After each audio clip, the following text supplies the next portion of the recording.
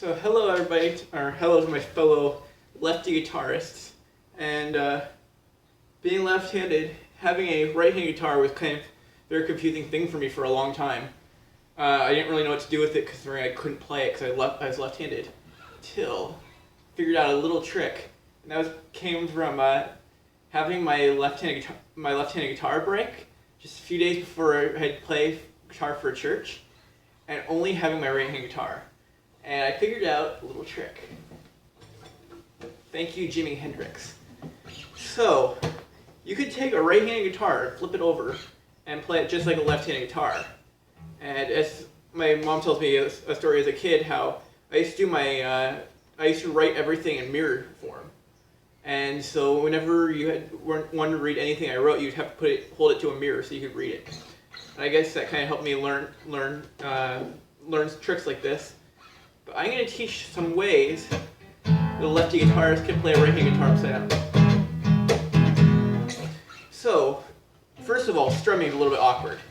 I can strum up, because having it upside down would mean that your strings are mixed up. So you have E, A, D, G, B, E. So it means instead of down strumming, we'd have to up strum, which can be hard at first, but once you get used to it, it's still hard. You can get more used to it, but it will always feel a little bit awkward unless you've done this for years, which I've only been doing this for about 8 months, so it's still awkward. But I like to play a lot of songs where it's up and down that way, because it would be the same thing. You just have to start down, or you have to start strumming up instead of down. We're gonna count our strings down, by the way. So your string 1 would be high E, string 2 would be B, string 3 would be G, string 4 would be D, string 5 would be A, and string 6 would be E. So 1, 2, 3, 4, 5, 6. We're gonna start out with a couple easy chords. The easiest chord to me in terms of learning this way has to be either A minor or E major. Now these chords were usually on a left-handed guitar would be like this, would be like that, and that. But holding it upside down, it means that for an A minor, you take your first finger on the second string of the first fret, and then fingers 2 and 3 are on strings 3 and 4 of the second fret. That's A minor right there. Now for an E major, all you have to do is move each finger down one string. You've got your E major right there. So, sorry, E major right there. So A minor and E major right there, one string apart. And already you can kind of do out to this. Already sounds kind of nice. You can afford to get away with that if you're not really interested in learning anything. It can kind of sound nice. Anyway, so we have other easy chords. So you could take your D major, which would usually be like that, playing correctly if you had to have a left-handed guitar, or you are a right-handed guitarist and you have a right-handed guitar. And instead, we're just gonna move that up to the top. There's your D major right there. So that's another easy chord. You got A minor, E major, D major. So now let's talk about other chords like C major. So C major is going to be second string, first fret, fourth string, second fret, and then fifth and sixth string of the third fret. Now this is a very important hand shape because this is kind of how I like to do my F and G chords as well. For an F chord, all you have to do is, this is usually your C on a guitar, and to find the F major I like to use, I would just move all three of these fingers down. The only finger that would stay the same is this first finger. Be rooted there. Now for playing upside down, you just have to move each of these three fingers up one string. There's your F major. And then, if you want to play G major, you just move each finger down 2 frets. There's your G major. Because on a guitar, playing a G upside down would be like, it would be something like that.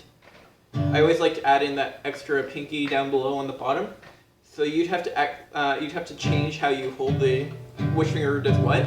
and it's just kind of an awkward shape to do. So I'll either do this F major and move it over 2, or I can do this bar, which is pretty much the same thing. Only difference between this and the one I was just doing is that I'm not barring the entire thing. I'm just holding down these 2 notes right here, these 2 strings. So there's your G major. So now we've got, thanks to this one hand position, we got C, we got F, we got G.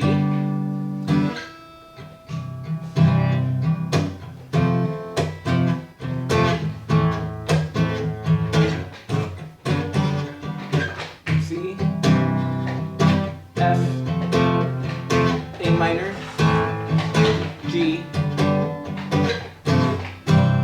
And already you got an easy little chord progression, and you can already play a lot of songs with just that. Sorry, my brother's playing hockey out here and it's kind of making a lot of noise. So we also have this D major right here, and it's E minor, which is, you'd usually have this 2nd and 3rd string normally. So we just have the 4th and 5th string, and we got E minor. And if you want to add in the 7th, I always like to add in the 7th extension on most E minors I use. So that would be just the 1st and 2nd string on the 3rd fret. So now we've got another pop chord progression we can do. We got this G major right here that we knew, to D major right here, to E minor 7, and then to C. So there are already 2 very traditional pop standard chord progressions. You have just the C, F, A minor, G. You got the G, D, E minor 7, C. Those are 2 very standard progressions. So now that we've got a lot of these chords here, we've got A minor, E major, D, C, F, G. Let's go into to try to figure out every chord here. So we can do F major by right there. What we're going to do now is, instead of just playing that one note right here on this first fret, let's try barring that whole thing. So now we can just take out this middle finger right here on this. We can just take out the second fret, and we got F minor. Okay, so now we'll move on to G. Now we're going to move, instead of playing like this, instead of just having this one finger here, again we'll bar that. We got G minor. If we take out that 4th fret, now we can move to A major, which we can also play as the 2nd, 3rd, and 4th frets on this, or 2nd, 3rd, and 4th strings on the 2nd fret. We can also just move that back 1 fret, and we got A minor. Now we'll move on to B, which is starting with the 7th fret. We just take out that middle one, and we got B minor right there. Now C is the easiest of these to turn to minor, because we take this normal ordinary C chord and take out this first note here, and we got C minor right here. We'll move on to D now, and we got this D that we were playing before. Now all we have to do is move this finger to right here. And this is the same as when we were playing right here, like our D minor like that, only now we're moving it upside down. So it's just the first string, first fret. 2nd fret is the 3rd string. 3rd fret is the 2nd string. D minor. Okay, so now E major, we've already talked about the E major chord, which is 1st fret, 3rd string, 2nd fret, 4th string, 2nd fret, 5th string. And now we already talked about E minor. We can just do that, or we can add in the E minor 7, which I believe it's like E minor 7. I often add that one in. And all of a sudden you've got every major and minor chord there. So now another way, now we'll move on to 7th chords. A quick way to find a 7th chord is, we'll take, say, this G major chord, and all we're going to do is take off this pinky, and we're going to place that on the 2nd fret, or sorry, the next fret, 2nd string. And we got our G7.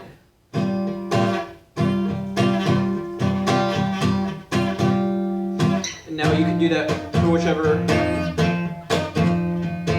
just find which find your bar chords for each note. So I can go up really high and say D up here, and having that note right here would be D7. Of course, I would not really play this D7 right here because it's kind of too high of a sound. But knowing that in the major scale that's the 7th note inside that key, then we can easily find our 7th or the 7th chord for whatever chord it is. We're going to talk about real quick one more thing I want to go over is the major scale. Instead of starting at the top, we'll start at the bottom. So it'll be 3, 5 on the bottom string. So that's string 6. String 5 is 2, 3, 5. String number 4 is string number 4 is 2, 4, 5. String number 3 is 2, 4, 5. String number 2 is 3, 5. String number 6 is 1, 2. So 3, 5, 2, 3, 5, 2, 4, 5, 2, 4, 5, 3, 5, 1, 2. And then back 2, 1, 5, 3, 5, 4, 2, 5, 4, 2, 5, 3, 2, 3. There's your major scale. And you can transpose this all over. You can keep moving this up. So A sharp here. I can't get it fast. Anyway, so there's how to find the major scale. There's how to find each chord. Now going over this lesson, you should be able to find every chord, major, minor, and hopefully most of the 7th chords. And that's it. You can get away with playing this right-handed guitar like a left-handed guitar. I had 3 days to figure this out before I had to play for a church. And that first time playing for a church upside down was kind of like the most nerve-wracking thing. But now, after just a few months, I'm pretty comfortable playing both the left-handed guitar and right-handed guitar. Of course, I'm always going to be better with lefty, but if I were to show up and not have a left-handed guitar, and people are jamming out and there's a right-handed guitar there, I can pick it up and jam along. So, hope this helped, and have fun. Good luck with that. We'll see you in the next lesson.